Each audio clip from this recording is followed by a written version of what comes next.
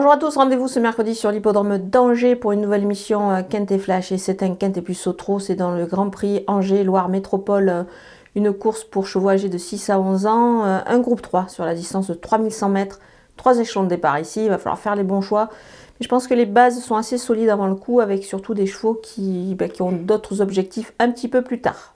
Bon, tout ça avec mon analyse.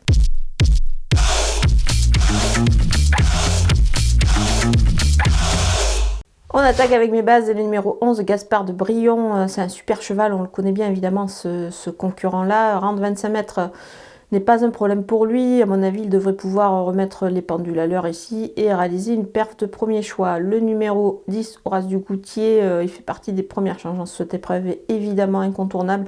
Il est dans la configuration de ferrure qui lui va bien. Sa sortie en montée, c'était ses débuts dans cette spécialité, lui ont fait le plus grand bien. Il devrait pouvoir se montrer à son avantage ici. C'est vraiment un candidat à la victoire.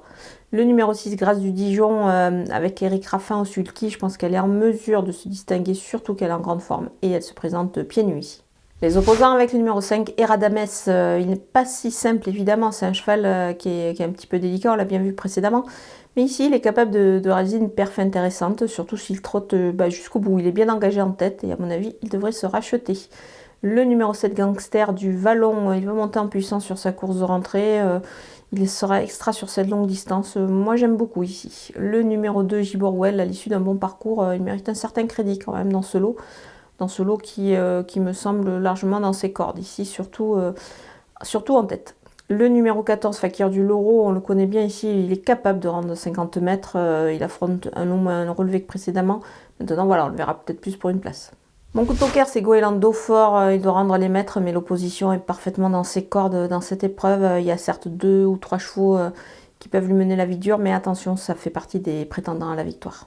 Les outsiders avec le numéro 1, Instinct Dame, il y a du beau monde, mais attention, il peut profiter de son avance initiale pour obtenir une belle place. Le numéro 3, Gloire du Perche, il est bien mieux sur le gazon, certes, mais attention, il peut briller sur cette distance un petit peu longue et surtout, il part en tête. Le numéro 4, Dacero, il risque encore de manquer d'une course, mais attention, il est quand même bien placé en tête, il peut en profiter. Du coup, pour le glisser en fin de combinaison, ça peut être intéressant.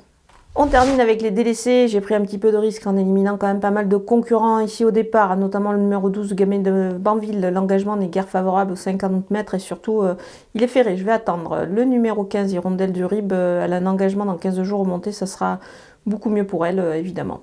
Le numéro 13, Ina Durib, comme sa compagne d'écurie, Rondelle Durib, elle a le prix de Théophile Lalouette en vue le 19 avril, c'est sous la selle. Donc voilà, je vais attendre avec elle. Le numéro 16, Earl Simon, on le connaît bien ici, c'est un super cheval. Mais attention, il est ferré, ça serait compliqué pour cette rentrée. On va attendre, surtout que là, il va rendre 50 mètres. Le numéro 8, Pharrell Seven, c'est pareil, c'est un candidat de grande qualité, mais il risque de manquer pour cette troisième tentative. Après une longue absence, il a d'autres objectifs en vue, donc voilà, on va patienter. On a passé en vue tous les partants de ce Quintet Plus. Je vous laisse avec ma sélection et mes conseils de jeu.